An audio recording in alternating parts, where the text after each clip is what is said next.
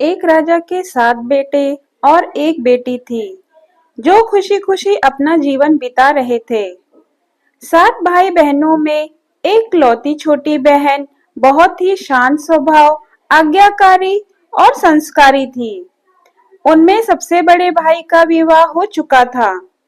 सातों भाइयों में सबसे छोटा भाई एक आंख से अंधा था। छोटे भाई के दिल में अपनी एक लौती बहन के लिए बड़ा प्यार और लगाव था। एक दिन बड़े राजकुमार अपनी पत्नी और अपने छोटे भाइयों को साथ लेकर अपने खेतों में काम करने के लिए चले गए, क्योंकि उस जमाने में खेती बाड़ी आपसी सहयोग से हुआ करते थे। सभी लोग खेतों में काम करने जाने से पहले अपनी छोटी बहन को खाना बनाने का आदेश देकर घर से निकलते हैं। सातों राजकुमार की बहन अकेले घर पर खुशी खुशी सबके लिए खाना बनाने के लिए जंगल से सलौटी साग को तोड़कर लाती है और बड़े प्यार से सलौटी साग की सब्जी बनाने से पहले साग को काटने लगती है। इस दौरान वह अपनी उंगली भी काट लेती है और खून की एक तेज धार निकलने लगती है, जिससे उसका पूरा हाथ खून खून हो जाता है।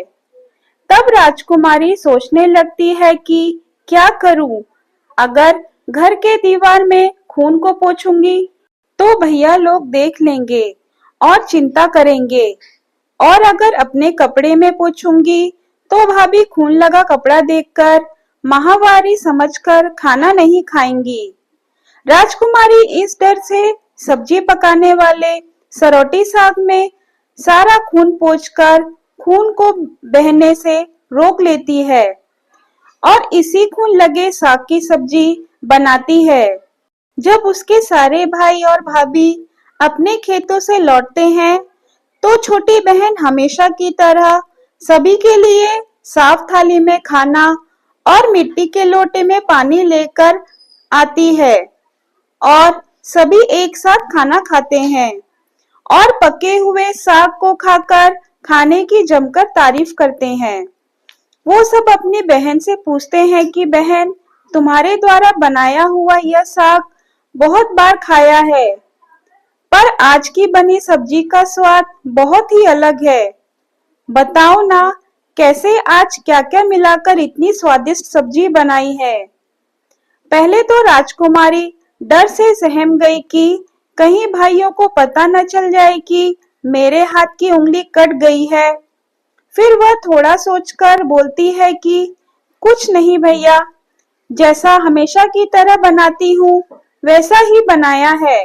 राजकुमारी अगले दिन सातों भाइयों के अनुरोध पर फिर से एक बार वही साग की सब्जी बनाती है, पर भाइयों को पिछले दिन के जैसा स्वाद नहीं आया। फिर ऐसा ही अनुरोध 3-4 बार हुआ, लेकिन खून लगे साग का स्वाद उनके दिल और दिमाग में उतर ही नहीं रहा था। असलियत जानने के लिए सातों भाई और भाभी ने उससे उस दिन के खाना बनाने का तरीका जानने की जिद करने लगे। मजबूरन राजकुमारी को सारी घटना बतानी पड़ी। सच्चाई मालूम होने पर पांचवा भाई, जो बहुत ही लालची किस्म का था, उसने बाकी भाइयों से कहा कि बहन का खून इतना स्वादिष्ट लगा तो इसका मांस कितना स्वादिष्ट होगा। यह बोलकर सभी भाइयों के बीच चर्चा करने लगे। सबसे छोटे भाई को छोड़कर बाकी भाइयों ने राजकुमारी को मारकर उसका मांस खाने को राजी हो गए थे। मांस खाने की सोचकर उन सभी के मुंह से लार टपकने लगता है। भाइयों के मन में स्वादिष्ट खाना खाने के लिए वो कितना लालची बन गए हैं, इसका आभास राजकुमारी को हो गया कि इस प्रकार उसके भाई उसका मांस खाने की लालसा रखते हैं। एक दिन सातों भाई शिकार खेलने के बहाने राजकुमारी को लेकर घने जंगल में लेकर जाते हैं, जहां पूर्व से निर्मित 4 केंद्र के वृक्षों पर बने मचान के नीचे पहुंचते हैं, जिस पर अपनी बहन को यह झूठ बोलकर चढ़ने के लिए बोलते हैं कि इस मचान पर जंगली जानवर तुम पर हमला नहीं कर सकेंगे। इस प्रकार सातों भाई अपनी बहन को मचान पर बैठाकर अपना अपना धनुष लेकर शिकार करने का ढोंग करके चले जाते हैं। तब राजकुमारी को पूरा आभास हो चुका था कि आज उसका आखिरी दिन है, लेकिन वह चाहती थी कि उनके भाइयों की इच्छा पूरी हो, इसलिए वो मचान पर जाकर बैठ जाती है। फिर सभी भाई केंद्र के वृक्ष पर बने मचान से कुछ दूरी पर स्थित छोटे पहाड़ पर अपने अपने धनुष बाण के साथ पहुंच जाते हैं और एक चट्टान पर बारी बारी से अपने बाणों को तेज धार करते हैं।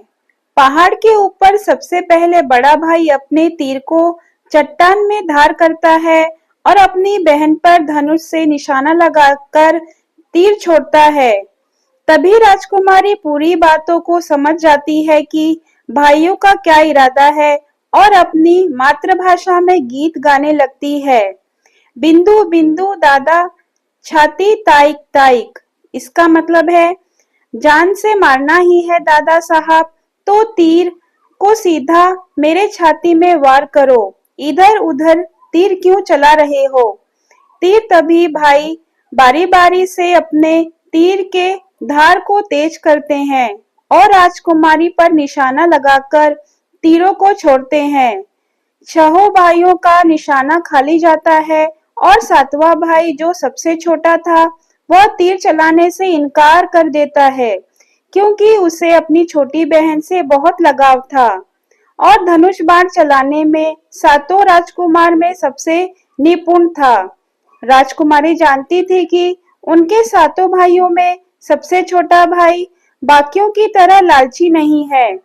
सभी भाई छोटे भाई पर पूरा दबाव डालते हुए आदेश देते हैं कि अगर वह तीर नहीं चलाएगा तो बहन की तरह उसे भी मार देंगे।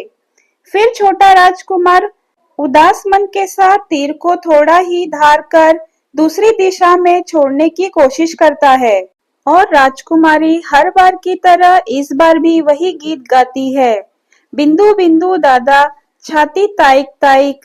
इतने में छोटे भाई का तीर सीधे राजकुमारी के सीने को छेद कर देता है और राजकुमारी की आत्मा शरीर से अलग हो जाती है और उसकी आत्मा उसी स्थान पर भटकने लगती है।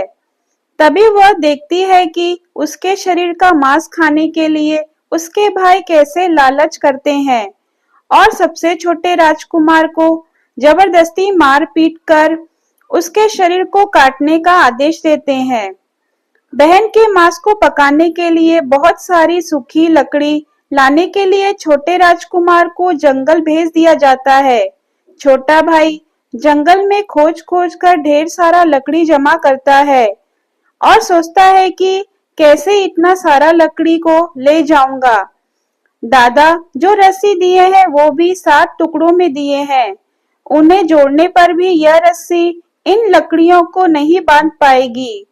देर होने के डर से राजकुमार उदास होकर रोने लगता है और उसके आंखों से आंसू धरती में गिरने लगता है।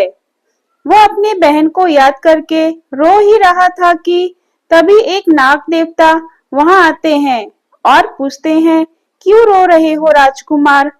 वह इधर उधर देखता है पर कोई भी नजर नहीं आता।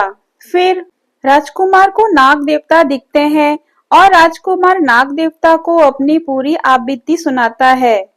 फिर नाग देवता उससे कहते हैं कि मैं लकड़ी में रस्सी की भांति लिपट जाता हूँ और तुम जैसे ही लकड़ी वहां रखोगे तो मैं धीरे से निकल जाऊंगा। और राजकुमार ऐसा ही करता है। सभी बड़े भाई यह देखकर चकित रह जाते हैं कि कैसे उनका छोटा भाई रस्सी के 7 टुकड़े होने के बावजूद भी जंगल से इतना सारा लकड़ी लेकर कैसे आ गया। उसके बाद वो अपने छोटे भाई को पानी लाने के लिए एक घड़े में 7 छेद कर भेज देते हैं। छोटा राजकुमार पानी लाने के लिए एक कुएं के पास जाता है और घड़े में पानी भरता है, पर उसमें छेद होने के कारण सारा पानी गिर जाता है और राजकुमार वहीं बैठकर सोच सोच कर रोने लगता है कि बिना पानी के वापस जाऊंगा तो बड़े भैया लोग मारपीट करेंगे। यह सारी घटना को कुएं के मेंढक, केकड़ा और मछली सुन और देख रहे थे और वो तीनों राजकुमार को रोता देखकर पूछते हैं कि क्यों रो रहे हो। फिर राजकुमार उन्हें अपनी आप बीती को बताता है और कहता है कि मैं अपनी प्यारी बहन के शरीर का मांस कैसे खा सकता हूँ, नहीं खाऊंगा तो बड़े भैया मारपीट करेंगे। तब मेंढक कहता है कि तुम परेशान मत हो, हम सब मेंढक घड़ा के छेद में चिपक जाते हैं। फिर मछली और केकड़ा बोलते हैं कि तुम हमें लेकर चलो, तुम्हारे भाई जब राजकुमारी के मांस को खाएंगे तब तुम मछली को खाना और जब वे हड्डी को खाएंगे तब तुम केकड़ा को खाना, बड़े भाइयों को शक नहीं होगा। फिर राजकुमार ने बिल्कुल वैसा ही किया जैसे केकड़े और मछली ने कहा था। रात को जब राजकुमारी का पका हुआ मांस खाने को परोसा गया तब बड़े भैया से छिपकर वह मांस को दीमक के टेले में डाल देता है और समय बीतने पर वह बांस का एक बड़ा झुंड उगता है। इस घटना के वर्षों बाद एक भीख मांगने वाला जोगी उसी बासुंदा के पास से गुजर रहा था और वह सुंदर सुंदर बांस को देखकर सोचता है कि अगर इतने सुंदर बांस से केंद्रा बनाया जाए तो कितना सुरीला धुन निकलेगा। उसी समय बांस से आवाज आती है, ना काट रे जोगी, ई तो लागे भैया रोपल बांस। जोगी फिर भी बांस को काटता है। जोगी इसी उद्देश्य से एक मोटा बांस का टुकड़ा काट कर लेता है कि इस बांस की आवाज इतनी सुंदर है, अगर केंद्रा बनाएंगे तो कितना मधुर आवाज निकलेगा। और जोगी इस बांस से एक सुंदर केंद्रा बनाता है। इस केंद्रा से इतनी मधुर ध्वनि निकलती है कि जोगी जहां जहां भी इसे बजाता है, इसके ध्वनि से लोग मंत्रमुग्ध हो जाते हैं। एक दिन जोगी घूमते घूमते बड़े राजकुमार के घर पहुंच जाता है और अधिक धन के लालच में जोगी जोर जोर से केंद्रा बजाना शुरू करता है। इस बार केंद्रे का मीठा सुरीला स्वर कर्कश हो जाता है और जब भी जोगी कुछ नया धुन बजाने की कोशिश करता है, बार बार एक ही धुन निकलती है, ना बाज रे केंद्रा, ई तो लगो मोर दुश्मन का घर। बार बार यही धुन निकलने पर बड़ा राजकुमार मारपीट कर जोगी को अपने घर से भगा देता है। ऐसे ही घूमते घूमते जोगी हर भाई के घर जाता है, लेकिन हर बार की भांति वही ध्वनि, ना बाज रे केंद्रा, ई तो लगो मोर दुश्मन का घर बजता है। यह धुन सुन सारे भाई जोगी को डांट डपट कर भगा देते हैं। सबसे अंत में जोगी छोटे राजकुमार के घर पहुंचता है। छोटे भाई के घर के आंगन में प्रवेश करते ही केंद्रा खुद ही बजने लगता है। जोर जोर से बाज रे केंद्रा, ई तो लगो मोर भाई का घर। बड़ा ही मधुर मीठे स्वर का धुन सुनकर छोटा राजकुमार मोहित हो जाता है और यह धुन सुनकर छोटे राजकुमार से रहा नहीं गया और जोगी से केंद्रा की मुंह मांगी सोने की मोहरें देकर उसे खरीद लेता है और जोगी की अच्छे से मेहमान नवाजी कर अच्छे से विदा कर देता है। धीरे धीरे समय बीतता है और छोटे राजकुमार अपने काम से कुछ दिनों के लिए बाहर जाते हैं। जब वह घर वापस लौटता है तो देखता है कि उसका कमरा बहुत सुंदर ढंग से सजा हुआ है और घर के सारे बर्तन अच्छे तरीके से रखे हुए हैं। तब छोटा राजकुमार सोचता है कि हमेशा मेरे कमरे की साफ सफाई घर के नौकर करते हैं, लेकिन कभी भी इतना सुंदर सजाया नहीं गया है। फिर राजकुमार अपने नौकरों से पूछताछ करते हैं कि मेरे कमरे को इतना सुंदर किसने सजाया है। नौकरों के मना करने पर राजकुमार सोचता है शायद कोई भाभी आई होगी और मेरे कमरे को सजा कर गई होगी। जब भी राजकुमार घर से बाहर काम के लिए जाता, यही घटना हर बार देखने को मिलती और लगातार होने के कारण राजकुमार के मन में जानने की जिज्ञासा उमड़ने लगी कि आखिर मेरे घर को इतना सुंदर ढंग से कौन सजावट करता है। वह अपने भाइयों और भाभियों से भी पूछता है। वो लोग भी सजावट करने की बात से साफ मना कर देते हैं। एक दिन राजकुमार सच्चाई पता लगाने के लिए किसी काम का बहाना कर बाहर जा रहा हूँ बोलकर निकलता है और छुपकर वापस आकर अपने कमरे में रखे खजूर के गोल मोड़ हुए चटाई के अंदर छुप जाता है। कुछ समय इंतजार के बाद राजकुमार देखता है कि एक खूबसूरत सी लड़की केंद्रा से निकलकर कमरे के अंदर आती है और सारे कमरे की साफ सफाई कर वापस उसी केंद्रा में समा जाती है। यह देख राजकुमार की आंखें खुली की खुली रह जाती है, क्योंकि उस लड़की की शक्ल राजकुमारी की छोटी बहन के जैसी ही होती है। राजकुमार अगले दिन फिर एक बार उसी तरह छुप जाता है और जैसे ही वह सुंदर लड़की पूरे कमरे की साफ सफाई का काम खत्म कर वापस केंद्रा में जाने वाली होती है, तब छोटा राजकुमार उस लड़की का हाथ पकड़ लेता है और तुरंत केंद्रा को जला देता है, जिसके बाद वह लड़की हमेशा के लिए इंसान के रूप में बदल जाती है और दोनों भाई बहन खुशी खुशी अपना जीवन जीने लगते हैं। अगर आपको मेरी वीडियो पसंद आए तो वीडियो को लाइक, शेयर और सब्सक्राइब करना ना भूलें।